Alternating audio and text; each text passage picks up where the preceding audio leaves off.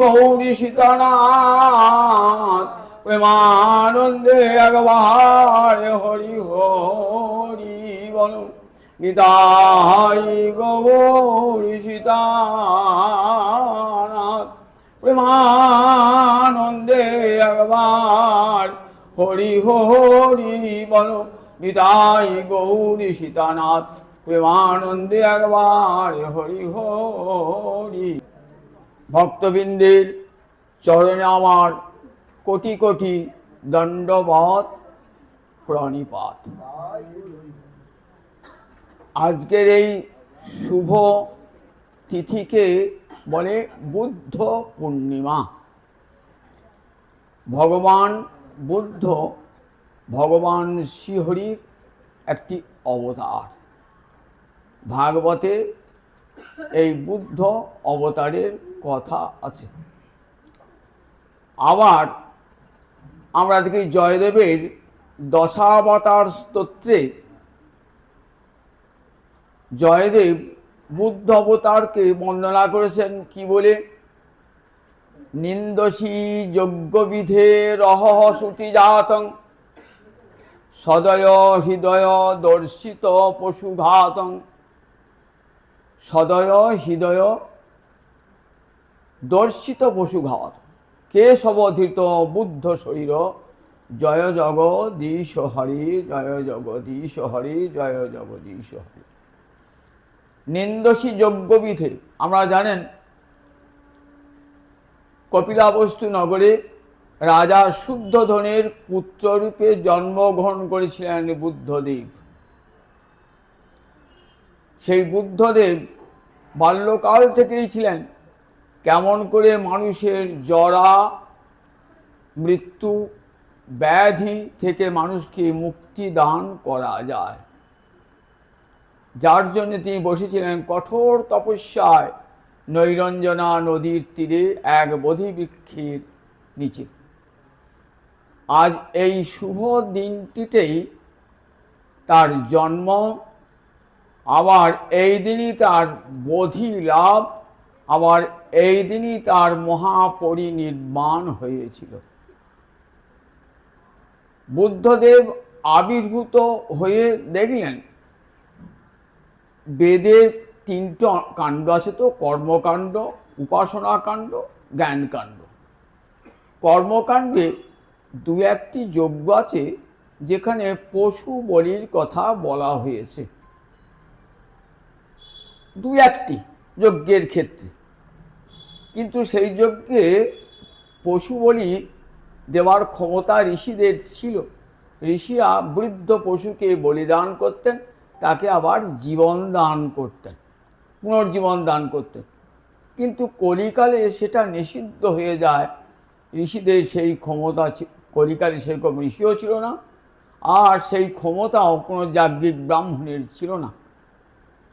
তাই মহাপ্রভু বললেন না, অশ্বমেধং গবালম্ভং সন্ন্যাসং ফলপৈতৃকং, বলে এই আর দেবরেণ সুতোৎপত্তি কলৌ পঞ্চ বিবর্জত। অশ্বমেধ যজ্ঞ, গৌমেধ যজ্ঞ, অশ্বমেধং গবালম্ভং সন্ন্যাসং ফলপৈতৃকং, সন্ন্যাস ধর্ম কলিকালে নিষিদ্ধ, ফলপৈতৃকম মাংস দিয়ে পিতৃসাধ্য, আর দেবরের দ্বারা সুতোৎপত্তি, এই পাঁচটি কলিকালে নিষিদ্ধ। মহাপ্রভু ব্রহ্ম বৈবর্ত পুরাণের প্রমাণ দিয়ে দেখিয়ে গেলেন। কিন্তু সেই কলিযুগে এসে বুদ্ধদেব আবির্ভূত হয়ে দেখলেন যে সেখানে কর্মকাণ্ডী ব্রাহ্মণেরা প্রতিটি যজ্ঞে একের পর এক পশু বলি দিচ্ছে, যজ্ঞের বেদী রক্তে ভরে যাচ্ছে। সেই দিকে তার করুণ হৃদয় কেঁপে উঠল।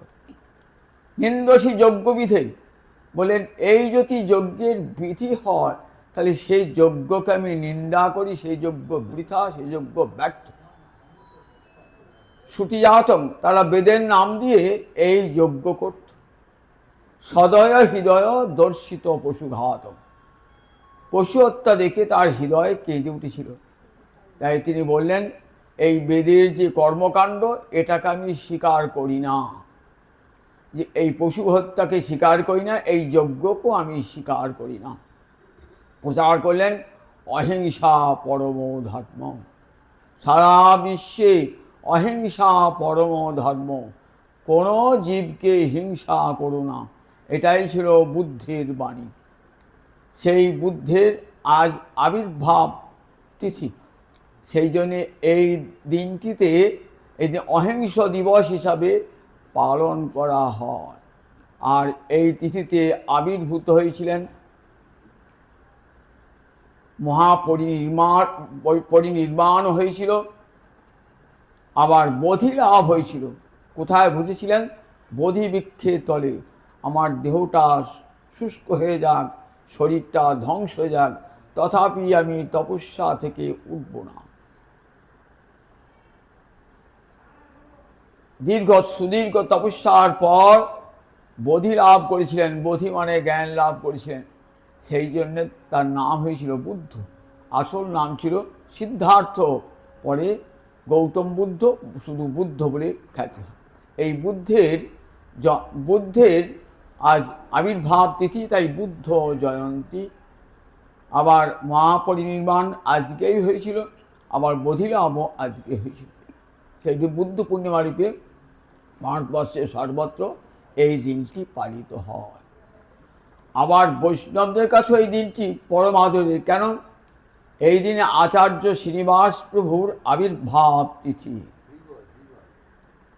শ্রীপাঠ চাকুন্দি গ্রামে গঙ্গাধর ভট্টাচার্যের পুত্ররূপে আবির্ভূত হন শ্রীনিবাস আচার্য প্রভু, যাকে মহাপ্রভুর দ্বিতীয় কলেবর বলা হয়।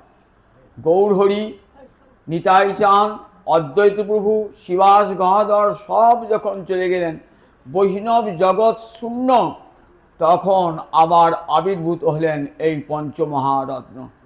তার মধ্যে শ্রীনিবাস আচার্য প্রভুকে বলা হয় গৌরহরির অবতার। সারা রার বঙ্গে প্রচার করেছিলেন হরিভক্তি, মহাপ্রভুর প্রেম ধর্ম প্রচার করেছিলেন।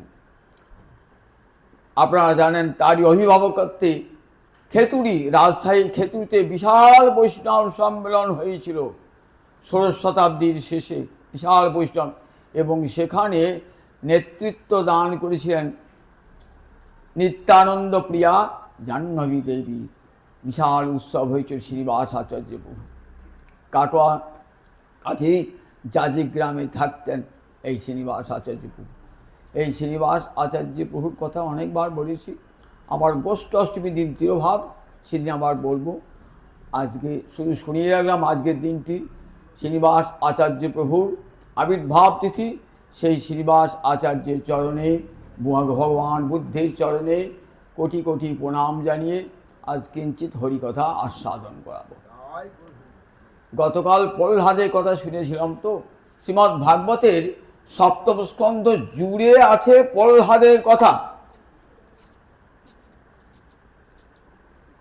এই সপ্তম স্কন্ধে আছে নারদ যুধিষ্ঠির সংবাদ। দেবর্ষি নারদ এসেছেন, নারদ এসে যুধিষ্ঠিরকে বলছেন যে দেখো যুধিষ্ঠির, তুমি জন্মিয়েছো এক মহান বংশে, যে বংশে ভগবান একসঙ্গে আহার বিহার শয়ন পর্যন্ত করেছেন।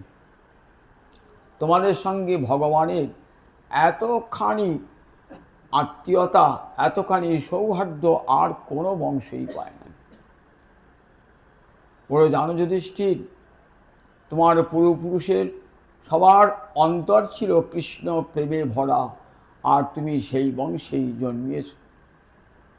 ভগবান শ্রীহরিতে যদি মনটা কোনো প্রকারে বসানো যায়, যে কোনোভাবে হোক না কেন, বললেন তারা সদ্গতি প্রাপ্ত সে হয়।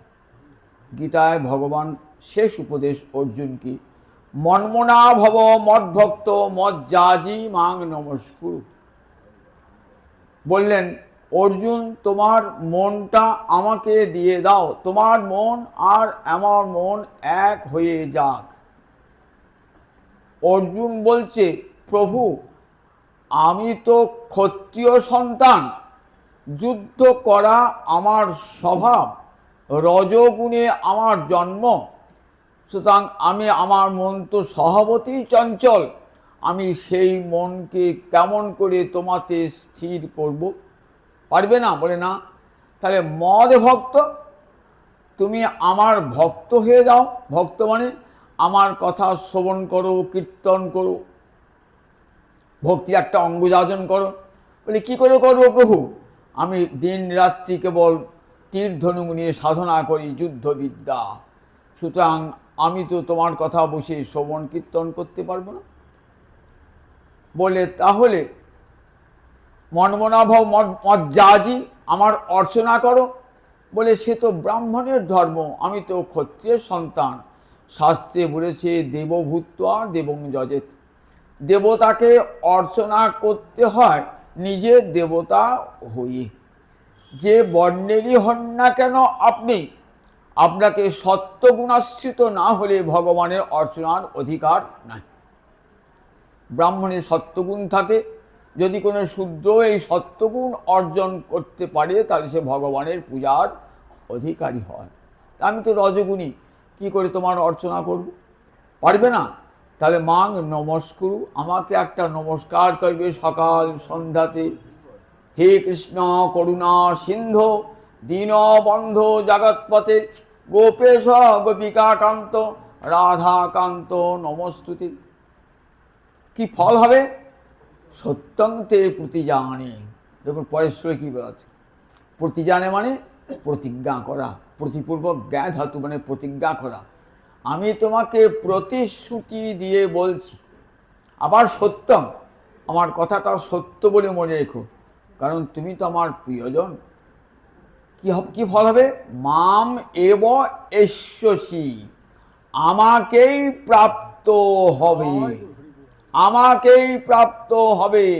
তোমাকে সত্য কথা বললাম, প্রিয় সীমে, তুমি আমার একান্ত প্রিয়জন, তাই তোমাকে এই গোপন কথাটি বললাম।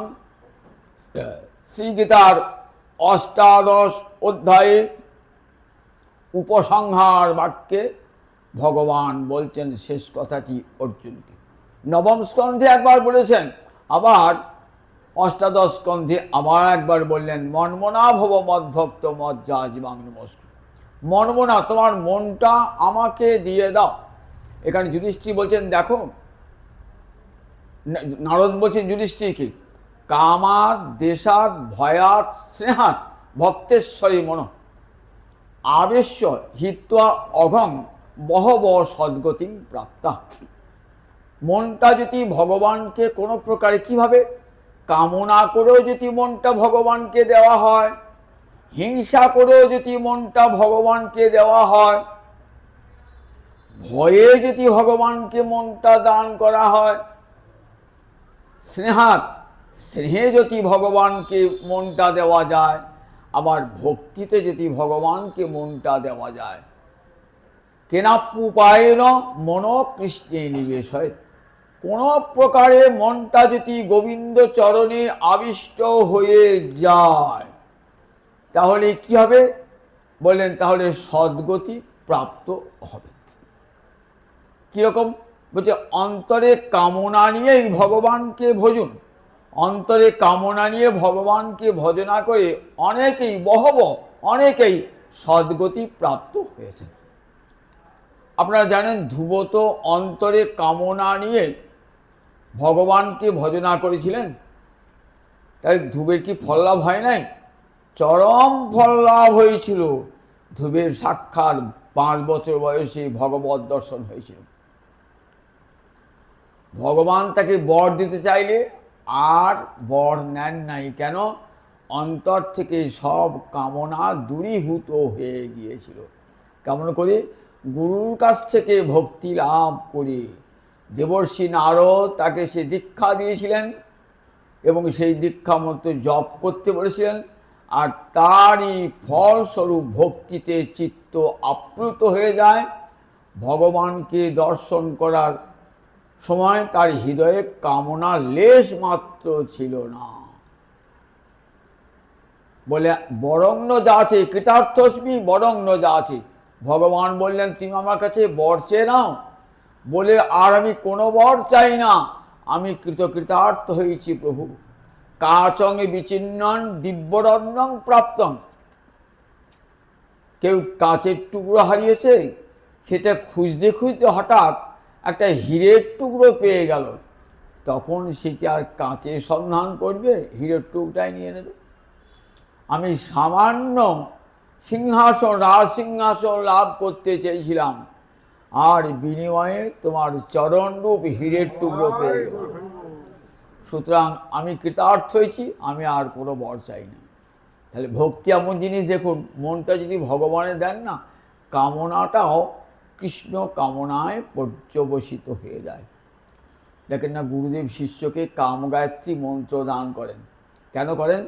এবং এই গায়ত্রী মন্ত্র গান করলে কামনাটা ভগবানে চলে যায়।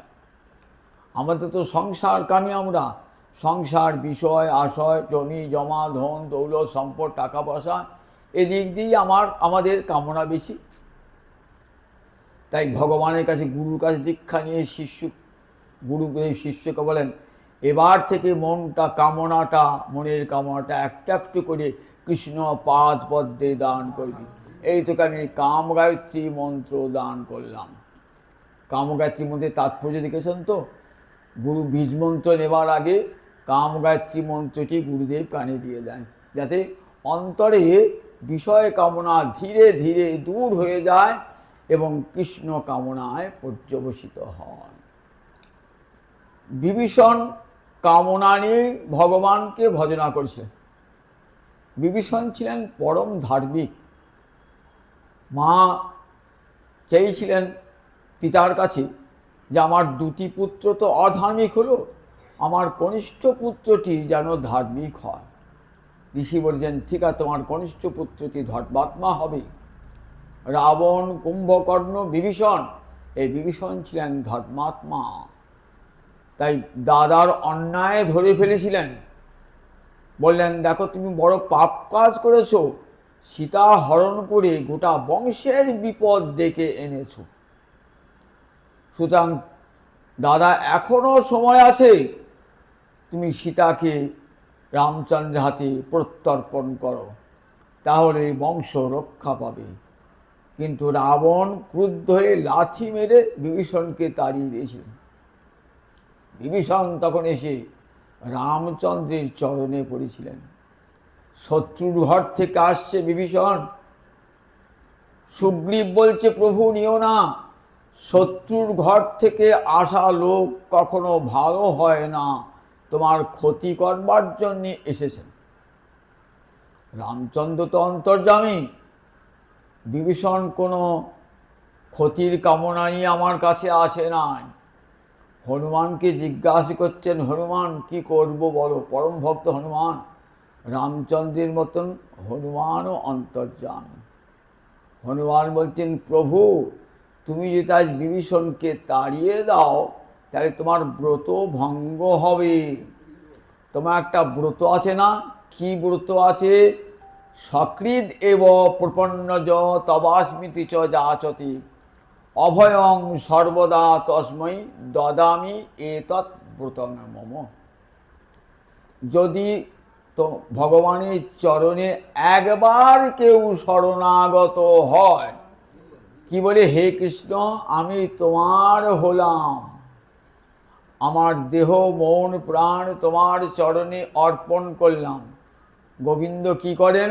বলেন, আর তোর কোনো ভয় নাই যখন আমার চরণে আত্মসমর্পণ করেছিস। কবিরাজ গোস্বাইপাদ এই পয়াটি কি সুন্দর বাংলা অনুবাদ করলেন। কৃষ্ণ তোমার হই যদি বলে একবার, ভববন্ধ হইতে কৃষ্ণ তারে করেন পার। একবার, সকৃত মানে একবার, একবার যদি মুখ ফুটে কেউ বলে, হে গোবিন্দ আমি তোমারই হলাম প্রভু, তাহলে তাকে সংসার সাগর থেকে পার করে দেন। তখন রামচন্দ্র বিভীষণকে আশ্রয় দিলেন। বিভীষণের অন্তরে কি কামনা ছিল? যে লঙ্কা তো ধ্বংস হবে, রাবণ সবংশে নিহত হবে, রাবণ সমস্ত পুত্র পরিবার সব ধ্বংস হবে, তখন এই লঙ্কার সিংহাসনে যেন আমি বসতে পারি। রামচন্দ্র সীতা উদ্ধার করার পর, রাবণকে সবংশে নিহত করার পর ফিরে এলেন অযোধ্যা সীতা উদ্ধারের পর। দেখুন, সেই একই রথে রাম লক্ষ্মণের পাশে কে বসেছিলেন? বিভীষণ বসেছিলেন। দেখেছেন, বিভীষণ বসেছেন। কেন? অন্তরে ভক্তি দিয়ে ভগবানকে ভজনা করেছিলেন।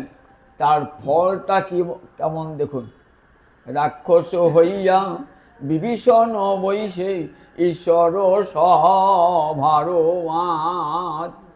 রাক্ষস হইয়া বিভীষণ বৈশে ঈশ্বর সভার মাঝ।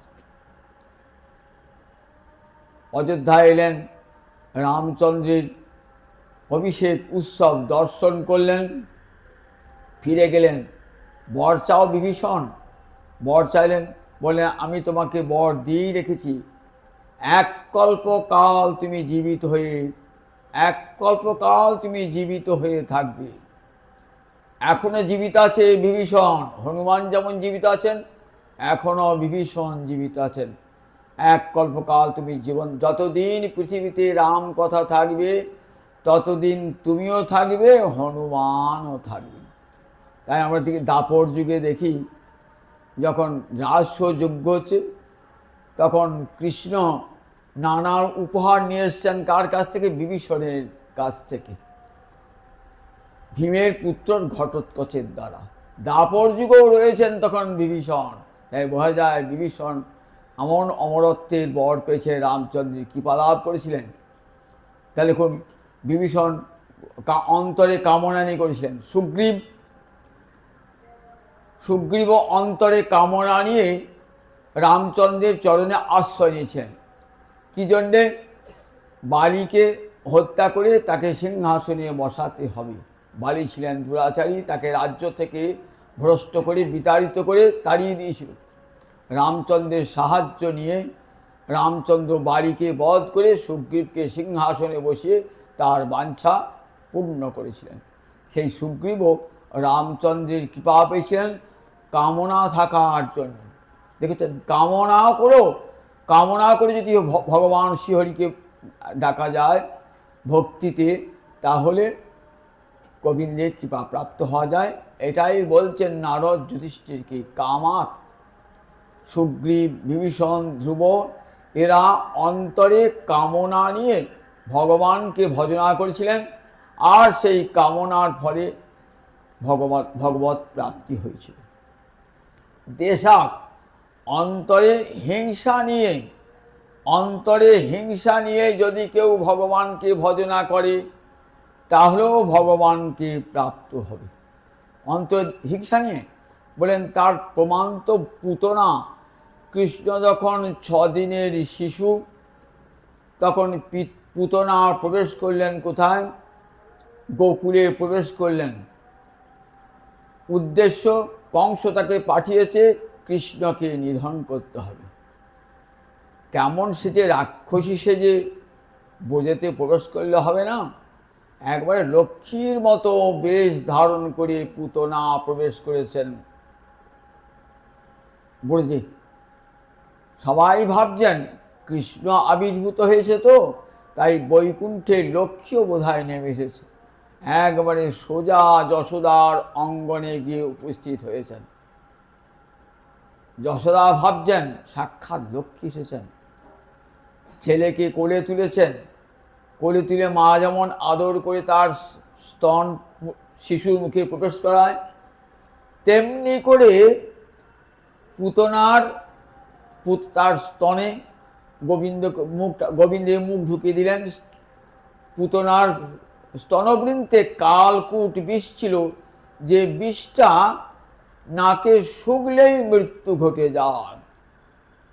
ঠিক মায়ের মতো আদর করে তাকে স্তনচূষণ করতে দিলেন।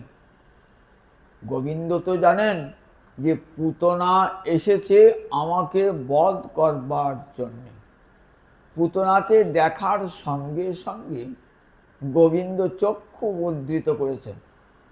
এই চক্ষু মুদ্রিত কেন করলেন? তখন 6 দিনের শিশু, অন্য কোনো লোককে দেখলে ভয় খায়, নিজের মা ছাড়া অন্য কোনো লোককে দেখলে। তা বলছেন দেখো, অচেনা লোক এসেছে তো, সেই জন্যই চক্ষু মুদ্রিত করেছেন। বললেন না না, কি জন্যে চক্ষু মুদ্রিত করে আসেন জানো? পুতনা বিষ্ণু বিদ্বেষী, বৈষ্ণব বিদ্বেষী, তাই তার মুখ দেখবেন না বলে চোখটা মুদ্রিত করে আছে। আর বলে না না, কি জন্য জানো? ভাবছি পুতনা আমাকে মারতে এসেছে ঠিকই, কিন্তু এসেছিল মাতৃবেশে, মায়ের মতো রূপ ধরে, ঠিক মা যেমন করে শিশুকে দুগ্ধ পান করায় তেমনি করে আমাকে দুগ্ধ পান করাচ্ছে। তাহলে একে কি দান করা যায়? দেখুন কি দান করা যায় ভাবছেন।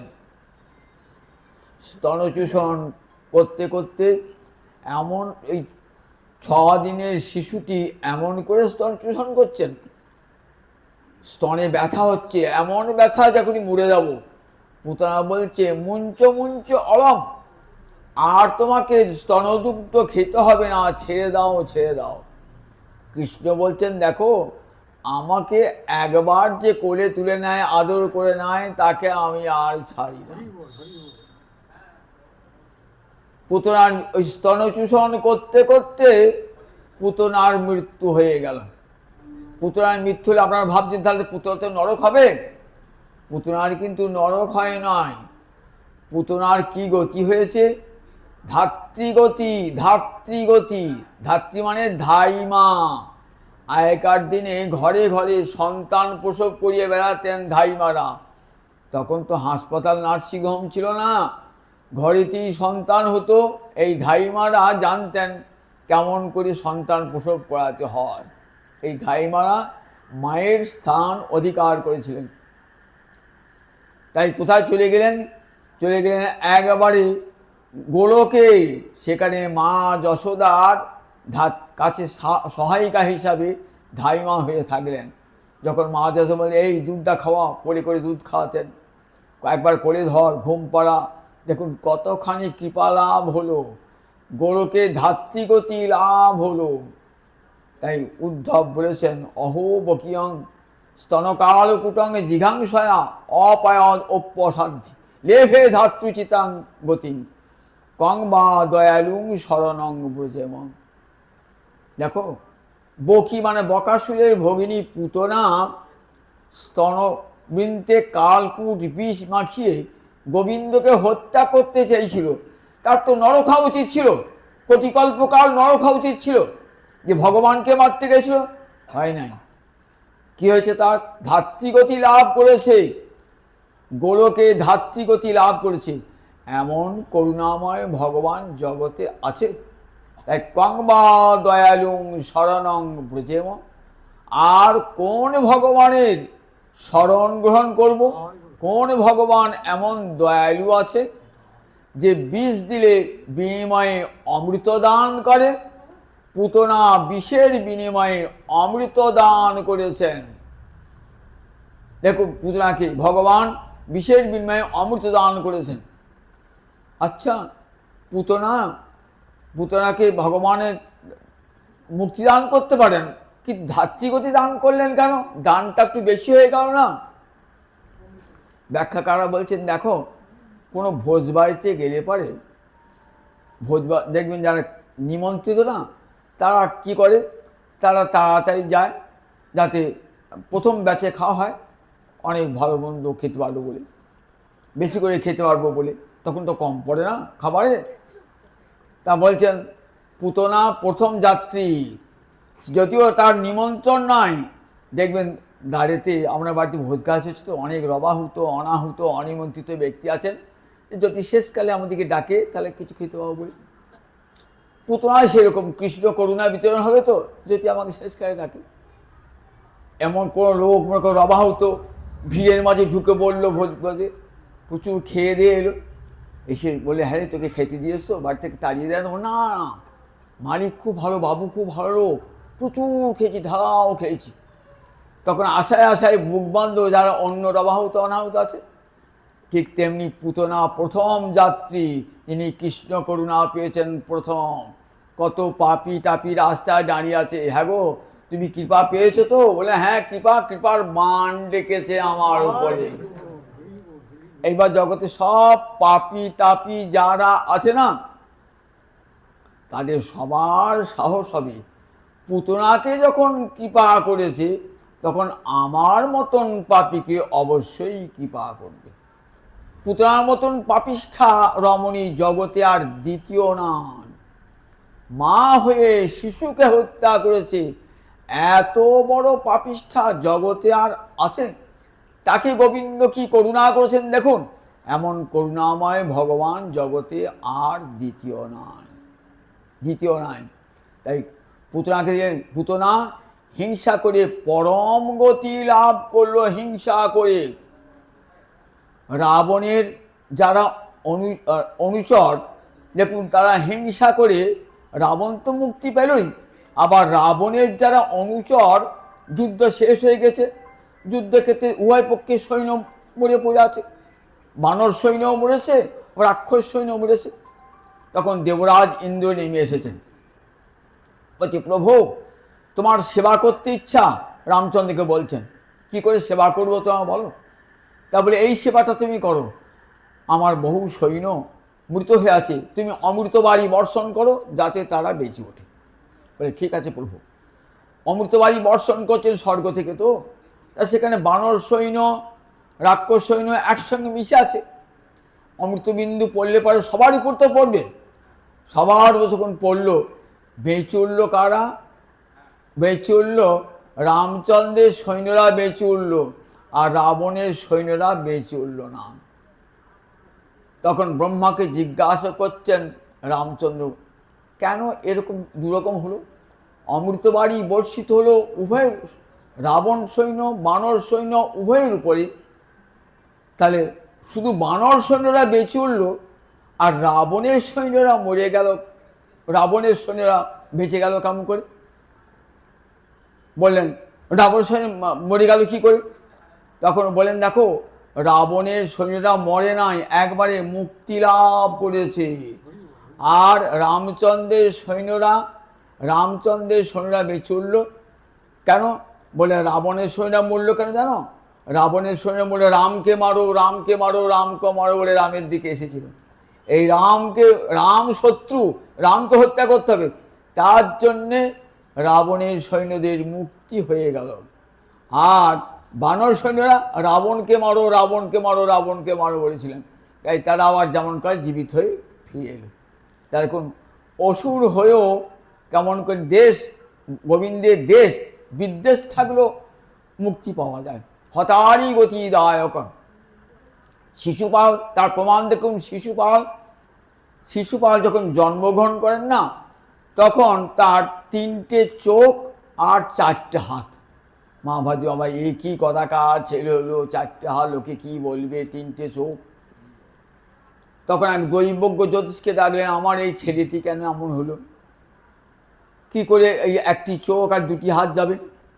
তারপরে শোনো, সমস্ত রাজপুত্রকে ডাকো, যার কোলে বসালে পরে 2টি হাত আর 1টি চোখ চলে যাবে, সেই হবে তোমার পুত্রের হন্তা। সবাইকে নিমন্ত্রণ করলে বসালেন সব রাজপুত্রকে, কিন্তু হাত 4টি থেকে গেল, চোখও 3 থেকে গেল। কৃষ্ণকে নিয়ে এসেছেন, কৃষ্ণের কোলে বসিয়ে দিয়েছেন।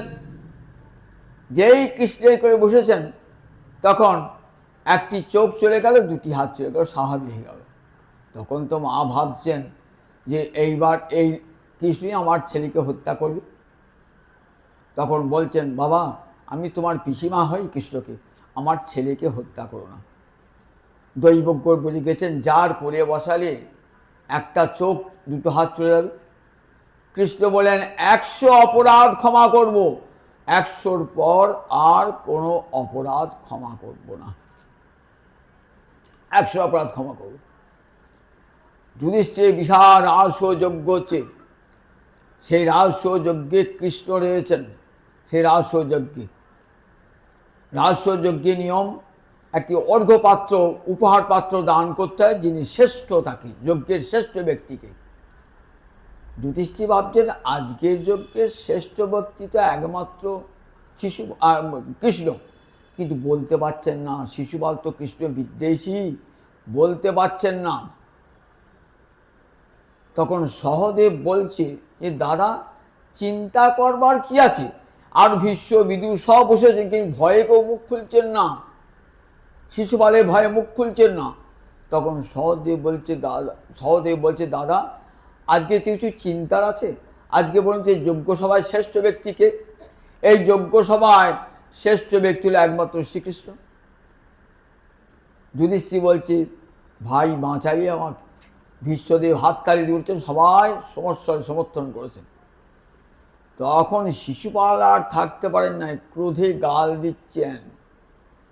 কীরকম গাল দিচ্ছেন, ওরে বংশের কলঙ্ক, তোর পিতা মাতার ঠিক নাই, তুই কোন বংশে জন্মি সে বংশের ঠিক নাই, কেউ তোকে গোয়ালা বলে, কেউ তোকে ক্ষত্রিয় বলে, তুই চোর, তুই লম্পট।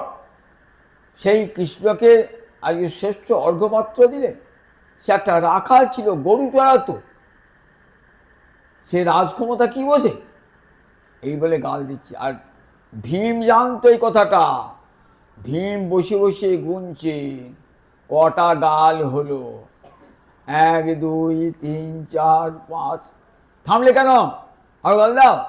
এমনি করে 7 8 9 10, এমনি করে 20 25 30 হতে হতে থামলে কেন, আবার গাল দাও। আর গাল দিয়ে যাচ্ছে, গাল দিয়ে যাচ্ছে, গাল দিয়ে যাচ্ছে। এই 99 পার হয়ে যে 100 পর্যন্ত ভগবান ক্ষমা করলেন, যে 101 যেই হয়ে গেল, সঙ্গে সঙ্গে সুদর্শন চক্র শিশুপালকে হত্যা করে। শিশুপালের মুন্ডু আর ধর পৃথক হয়ে গেল, দেহ থেকে একটা জ্যোতি বেরিয়ে এলো। তখন দেখছেন সবাই সেই জ্যোতিটা কোথায় গিয়ে কৃষ্ণ চরণে বিলীন হয়ে গেল, শিশুপালের মুক্তি হয়ে গেল। তাহলে কোন কৃষ্ণ বিদ্বেষী যারা, তাদেরও মুক্তি হয়ে যা। কৃষ্ণকে যদি কেউ দেশভরে মনটা আবিষ্ট হয় ভগবানের চরণে, তাহলে তার মুক্তি পর্যন্ত হয়ে যায়। এমন ভগবান দেখেছেন, কামাত দেশাত ভয়াত, কৃষ্ণকে দেশ করে হিংসা করে কতজনার মুক্তি পর্যন্ত হয়ে গেল। আবার ভয়েতে যদি কেউ কৃষ্ণচরণে মনটা আবিষ্ট করে, আমরা দেখেছি কংস কৃষ্ণের জন্মদিন থেকে, কৃষ্ণের জন্মদিন, সেই জন্মদিন থেকেই কংস জন্মদিন কেন, যখন গর্ভে এসেছে তখন থেকেই তার হিংসা মনে, তো তার ভয়, হিংসা নয় ভয় মনে, যে দেবকীর 8ম গর্ভের সন্তান আমাকে হত্যা করবে। তার ফলে সে পরপর 6টি সন্তানকে হত্যা করেছে। 7ম গর্ভ চলে গেছে রোহিণীর গর্ভে, 7মটিকে হত্যা করতে পারেনি। অনন্তদেব বলরাম তো হত্যা করতে পারেন নাই। এইবার 8ম গর্ভে কৃষ্ণ এসেছেন তো 8ম গর্ভে, কিন্তু 8ম গর্ভে যে কৃষ্ণ এসেছেন জানতেই পারলেন না কংস। বসুদেব তার আগেই কৃষ্ণকে নিয়ে চলে গেলেন কোথা, নন্দালয়ে। যখন কংস সারা দিন রাত শয়নে স্বপনে নিদ্রায় জাগরণে, এই আমার শত্রু আসছে, এই আমার শত্রু আসছে, এই আমার শত্রু আসছে, দিন রাত মনটার কোথাও নাই, শয়নে ভোজনে সব সময় কৃষ্ণ চিন্তা। ওই কৃষ্ণ আসছে, এখনই আমাকে হত্যা করবে, এখনই হত্যা করবে, আগে থেকেই কৃষ্ণকে হত্যা করব। এই অন্তরে এত ভয় কৃষ্ণকে হত্যা করবার জন্য, সে তাই কেমন হয়ে আছেন, সবাইকে খবর দিয়েছেন যে দেখো কৃষ্ণ জন্মালেই যখন আতুর ঘরে কেঁদে উঠবে তখনই আমাকে খবর দেবে। সব প্রহরী আছেন, সব মায়ার যোগমায়া সবাইকে ঘুম পাড়িয়ে দিয়েছেন, সবাই ঘুমিয়ে গেছে। এমন সময়ে কৃষ্ণের আবির্ভাব হলো। বসুদেব করে নিয়ে কৃষ্ণকে দিয়ে এলেন কোথায়, যশোদার কন্যাটিকে যখন নিয়ে এলেন, তখন আবার যেমন কার তেমনি আবার কেঁদে উঠলেন, শিশুটি কেঁদে উঠলেন। আর প্রহরীরাও জেগে উঠল, দ্বারগুলি আপনামনি বন্ধ হয়ে গেল। তখন কংসে খবর দিলেন দেবকীর সন্তান হয়েছে। ছুটতে ছুটতে আসেন কংস এসে দেখেন পুত্র তো হলো না, অষ্টম গর্ভে পুত্র হওয়ার কথা ছিল, তা তো হলো না, একটি কন্যা হলো। কন্যাটিকে নিয়ে শিলাপৃষ্ঠে আছড়িয়ে ফেললেন। যিনি তো মহামায়া, যোগমায়া, উপরে ঊর্ধ্বে উঠে গেলেন, অষ্টভুজা মূর্তি ধারণ করে বললেন, দেখো তোমার হন্তা কোথাও না কোথাও জন্মিয়েছে।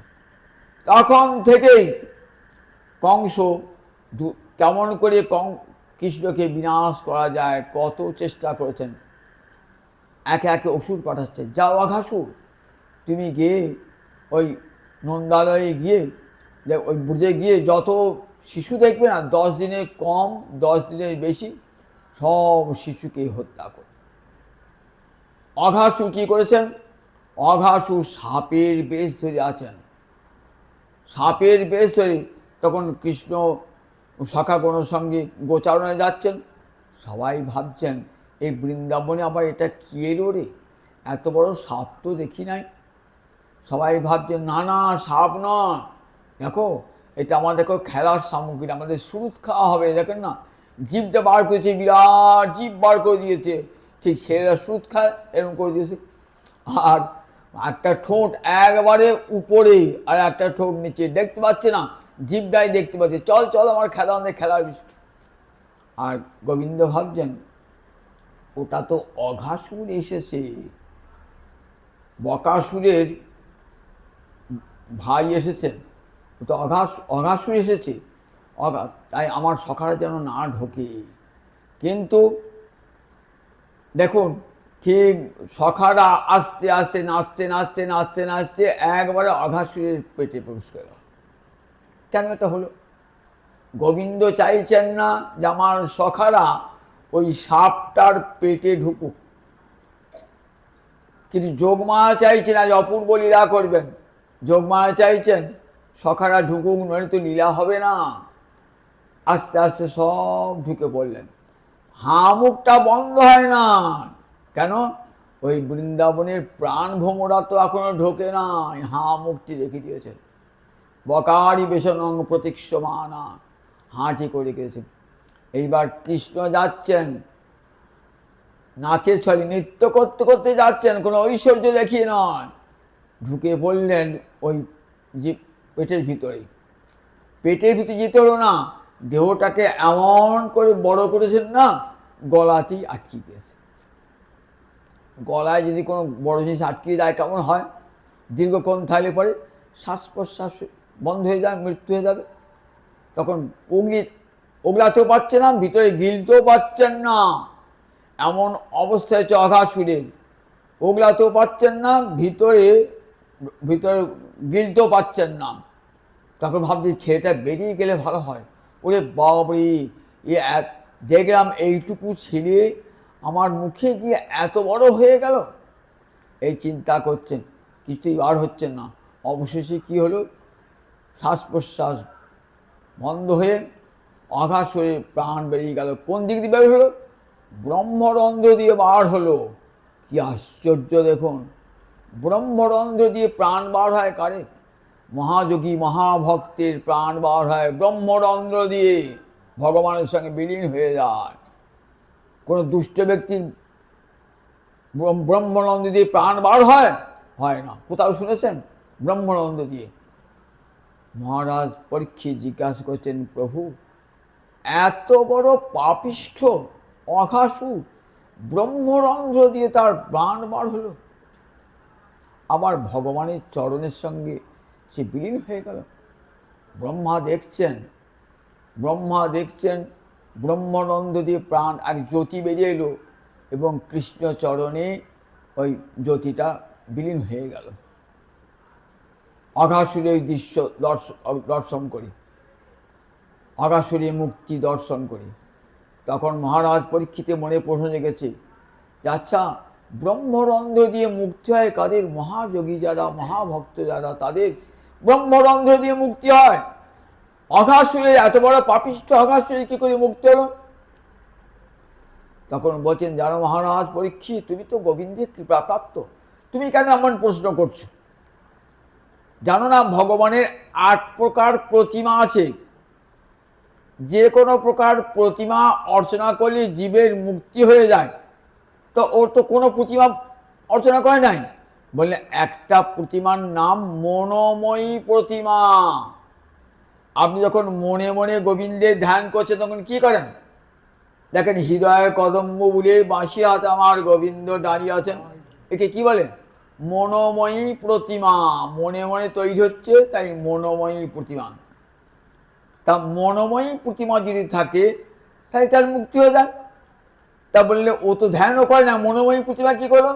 বল দেখো, যার মনোময়ী প্রতিমা অন্তরে ধ্যান করলে মুক্তি হয়ে যায়, আর সাক্ষাৎ সেই প্রতিমা যদি সাক্ষাৎ বিগ্রহ যদি ঢোকে তার মুক্তি হবে না? সাক্ষাৎ গোবিন্দ ঢুকেছেন, কোনো প্রতিমা নয়, সাক্ষাৎ বিগ্রহ স্বরূপ ভগবান ঢুকেছেন, তাহলে তার মুক্তি হবে না? তাই অঘাসুরের মুক্তি হয়ে গেল। ব্রহ্মা ভাবলেন এই কি আমার আনার ঠাকুর নাকি? কালো ছেলেটি ভাবছিলেন কি করে হবে, গরু চড়ায়, রাখাল দিয়ে এঁটো খায়, বাঁশি বাজায়, এই কি আমার ভগবান হবে? এরপরে ব্রহ্মময় লীলা হয়েছিল। তাই বলছেন নারদ বলছেন দেখো, কামাত দেশাত ভয়াত, ভয়াত বলে স্নেহাত, আবার ভালোবেসে ভগবানকে স্নেহ দিয়ে মুক্তি হয়ে যায়। কীরকম? কুন্তী তার উদাহরণ। কুন্তী কত ভালোবাসতেন ভগবানকে, প্রাণ ভরে ভালোবাসতে, পিসিমা ছিলেন তো, অন্তরে কত ভালোবাসা। যখন পাণ্ডবগণকে কেমন করলেন, একবার নিষ্কণ্টক রাজ্য দান করলেন, সব শত্রু বিনাশ করে নিষ্কণ্টক রাজ্য দান করলেন। দান করে এইবার দ্বারকায় ফিরে যাবেন। পিসিমাকে প্রণাম করে এসে বলছেন, পিসিমা এবার আমাকে বিদায় দাও, তোমার ছেলে তো রাজা হয়েছে, এবার আমি চলে যাই। পিসিমা কাঁদতে কাঁদতে বলছেন, আমি তো চাই নাই যে আমার ছেলে রাজা হোক আর তুমি আমার ছেলেকে ত্যাগ করে চলে যাও, আমি তো চাই নাই। তাহলে এখন তুমি কি চাও?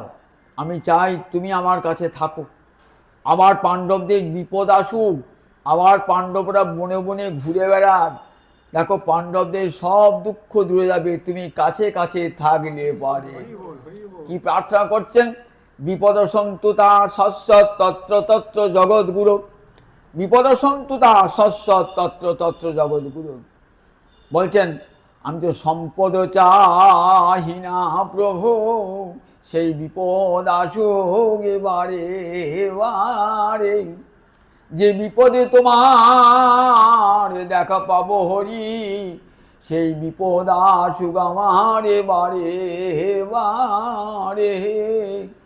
বারবার বিপদ আসুক, সম্পদে যদি কৃষ্ণ হারাতে হয় তাহলে সে সম্পদ আমি চাই না। আমার ছেলে রাজা হয়েছে আর তুমি চলে যাবে, তোমাকে হারাতে হবে? আমি কি রাজ্য চেয়েছিলাম? আমি তো তোমাকেই চেয়েছিলাম। কাজেই আমার আবার বিপদ হোক, বিপদ ভগবানের কাছে সবাই কি চায়? আমার বিপদ দূর হয়ে যাক, সম্পদ হোক, সবাই তো চায়। আর কুন্তী কি প্রার্থনা দেখুন, কুন্তী বলছেন না, আমার যেন জন্মে জন্মে সেই বিপদ হয় যে বিপদ আমি গোবিন্দের দর্শন পাবো, বিপদ ভঞ্জন মধুসূদনের দর্শন পাবো, সেই বিপদ আমার বারবার হোক। বিপদ আমার বারবার। সম্পদও চাই না প্রভু, কোনো সম্পদ চাই না। যে সম্পদে যে সুখেতে গোবিন্দকে ভুলতে হয় সে সম্পদ ধিক্কৃত, ভক্তের কাছে সেই সম্পদ ধিক্কৃত। বিদুর তো ইচ্ছা করলে সম্পদে ভাগ পেতেন, দেখলেন আমি যদি হস্তিনাপুরের রাজবাড়িতে থাকি আমাকে কৃষ্ণ বিরহিত জীবন যাপন করতে হবে, ফেলে দিয়ে চলে গেলেন, ভিখিরির জীবন যাপন করলেন, ভিখিরি জীবন, কত দুর্দশাগ্রস্ত জীবন যাপন করলেন, তথাপি ফিরে এলেন না ওই হস্তিনাপুরের রাজবাড়িতে। ভগবানের কাছে চেয়েছিলেন আমার দারিদ্র থাকুক, এই দারিদ্র থাকলেই গোবিন্দকে পাবো। সুদামা চেয়েছে আমার দারিদ্র থাকুক, দারিদ্র থাকলে আমি কৃষ্ণকে পাবো। আমার বিপদ ভক্তরা তাই বলে সুখ মেয়ে বলে দুঃখ মেয়ে বলিহারি যায়, সুখ মেয়ে পড়ুক বাজ। আমার সুখে যদি কৃষ্ণ হারাতে হয় তাহলে সেই সুখে বাজ পড়ুক। তুলসীদাসজি রামচরিত মানুষে বলছেন সুখ মেয়ে পড়ুক বাজ, যে সুখে কৃষ্ণ হারাতে হয় যে সম্পদে কৃষ্ণ হারাতে হয় সেই সম্পদে সেই সুখে বাস করুক, দুঃখ মেয়ে বলিহারি যায়, সেই দুঃখ যেন আমার বারবার আসে যে দেখে গোবিন্দকে পাবো। তাই কুন্তী দেবী শেষকালে কি বলেছেন যে হে গোবিন্দ তুমি চলে যাবে, তা তোমার কাছে আমার কি প্রার্থনা জানো, যে আমার পাণ্ডবদের প্রতি, আমার ছেলে বলে তাদের প্রতি আমার স্নেহ ভালোবাসা আছে, আবার তোমার প্রতি, তুমি আমার ভ্রাতার পুত্র, ভ্রাতুষ্পুত্র, তোমার প্রতি ভালোবাসা আছে। তো হে গোবিন্দ আমার সব ভালোবাসা চলে যাক, তোমার চরণে চলে যাক। আমি মা হয়ে প্রার্থনা করছি আমার সব ভালোবাসা যেন তোমার চলে যায়। ঠিক যেমন গঙ্গার জল যেমন প্রবল বেগে সমুদ্রের দিকে ধাবিত হয়, আমার মন যেন প্রবল বেগে চলে যায় তোমার চরণ সমুদ্রের দিকে। এক মুহূর্ত চান নাই নিজের সুখ। তাই দেখুন পঞ্চকন্যান শরণ্যিত্যং মহাপাতকন আসনং অহল্লা দ্রৌপদী তারা কুন্তী মন্দোদরী যথা। সকালে উঠেই আমরা প্রণাম জানাই কুন্তী দেবীকে। পঞ্চকন্যা শরণ্যিত্যং, সকালে উঠে এই পঞ্চকন্যাকে প্রতিদিন স্মরণ করতে হয়। অহল্যা, দ্রৌপদী, কুন্তী, তারা, মন্দোদরী। তারা কে ছিলেন? বাড়ির পত্নী তারা ছিলেন। মন্দোদরী রাবণের পত্নী ছিলেন। তাহলে তাদের তো রামচন্দ্রের শত্রু হওয়া উচিত ছিল। তারা কিন্তু জানতেন, তারা জানতেন যে রামচন্দ্র ভগবান, আমার স্বামী তার সঙ্গে বিরোধ করে ভালো করে নাই, বরং উল্লসিত হলেন যে তোমার হস্তে নিহত আমার স্বামী পরম ধামে গমন করেছে। তাই দেখবেন বাড়ির মৃত্যু সময় রামচন্দ্রকে নিন্দা করতে এলেন, রামরূপ দর্শন করে মোহিত হয়ে গেলেন তারা। মন্দোদরী, তার স্বামী বিনষ্ট হয়েছে, কিন্তু মন্দোদরী ভগবানের কাছে প্রার্থনা যে রামচন্দ্রকে, আমার স্বামী তোমার হস্তে নিহত হয়েছে, তার তো মুক্তি লাভ হয়ে গেছে, তোমার চরণে যেন আমার শরীর মলা ভক্তি থাকে। অহল্যা, রামচন্দ্রের চরণ স্পর্শে অহল্যার মুক্তি ঘটেছে। দ্রৌপদী তো বরাবরই কৃষ্ণ ছাড়া কিছুই জানতেন না, গোবিন্দকে চরণে আত্মসমর্পণ করেছেন। এই পঞ্চকন্যাকে তাই কৃষ্ণ চরণে এই ভক্তিমতী, এই পঞ্চকন্যাকে তাই স্মরণ করতে হয় সকালে উঠেই। অহল্যা, দ্রৌপদী, তারা, কুন্তী মন্দোদরী যথা। পঞ্চকন্যা স্মরণিত প্রতিদিন সকালে উঠে বিছানায় বসে বসে এই পাঁচটি কন্যাকে স্মরণ করবেন। অহল্যা, দ্রৌপদী, তারা, কুন্তী মন্দোদরী যথা। কেমন দেখুন কুন্তীর কেমন হৃদয়খানি কৃষ্ণে ভাব, পরম স্নেহ কৃষ্ণের প্রতি। তাই নারদ বলছেন দেখো যে কোনো উপায়ে মনটা যদি ভগবানকে দেওয়া যায় তাহলে বহব বলে হিত্বা অঘং, সমস্ত পাপ ধ্বংস হয়ে যাবে। যত বড় পাপী হন না কেন, পুতলার মতন পাপিষ্টের পাপ ধ্বংস হয়ে গেছে। কংসের মতন পাপ ধ্বংস, কংসের মতো পাপ সব ধ্বংস, কংস মুক্তি লাভ করেছে। যখন দাঁড়িয়েছেন কংসের সভায়, কি দেখছেন? মৃত্যুর ভোজপতে, সাক্ষাৎ মৃত্যু দেবতা যম আমার সামনে দাঁড়িয়ে আছে। দেখুন ভগবানকে যম রূপে চিন্তা করতে করতে কংসের মৃত্যু হয়েছে, কংস মুক্তি লাভ করেছে। হতারি গতিদায়ক, আগে হত্যা করেছেন, হত্যা করে পরম গতি দান করেছেন। এখানে নারদ বলছে যুধিষ্ঠিরকে, কামাত দেশাত ভয়াত স্নেহাত ভক্তেশ্বর। আর ভক্তিতে যদি ভগবানের মন আবিষ্ট হয়ে যায় তাহলে সদ্গতি লাভ হয়ে যায়। সবশেষে বলেন ভক্তা ঈশ্বরী মনো, মনকে আবিষ্ট করতে ভক্তিতে। প্রতিকূল ভক্তি আচরণ করে ভগবানকে পাওয়া যায়, কিন্তু প্রেম লাভ হয় না। প্রেম লাভটা একমাত্র ভক্তিতে হয়, মুক্তি হয়। শত্রুভাবে ভজনা করলে পারে মুক্তি হবে, হিংসা করে ভজনা করলে মুক্তি হবে, কিন্তু প্রেম লাভ হবে না। প্রেম লাভ হয় একমাত্র ভক্তিতে, ভক্তিতে। তাই ভক্তা ঈশ্বরী মন, যদি ভক্তির দ্বারা মন গোবিন্দ চরণে আবিষ্ট হয়ে যায়। তাই সব শেষে বলেন ভক্তি, কাম দেশ এগুলো হিংসা ভয় দেখিয়ে বলে ভক্তা, বলে ভগবানে মন সন্নিবেশ করলে পারে ভক্তিতে, ভগবানের শ্রীচরণে প্রেম লাভ হয়ে তার প্রেম সেবা লাভ হয়ে যায়। মহাপ্রভু এই প্রেম ভক্তি দান করবার জন্যে মহাপ্রভুর আগমন। বললেন ভক্ত সঙ্গে বসে বসে ভাগবতী কথা শ্রবণ করো, হৃদয় নির্মল হয়ে যাবে। হৃদয় নির্মল, কৃষ্ণলীলা গৌরলীলা শুনলে কি হয়? বলে গৌরাঙ্গের মধুর লীলা যাহারে কর্ণে প্রবেশিলা, হৃদয় নির্মল ভেল তার। আমার গৌরলীলা গোবিন্দ লীলা কানে শুনলেই চিত্ত নির্মল হয়ে যায় এবং পরম গতি লাভ হয়ে যায়। নিতাই চাঁদ গৌরহরি জগজ্জীবের দ্বারা বলে ভাগবত শোনো। আর হরে কৃষ্ণ কৃষ্ণ কৃষ্ণ হরে হরে, হরে রাম রাম রাম হরে হরে। এই মহামন্ত্র জপ করো। জয় নিতাই জয় নিতাই জয় নিতাই।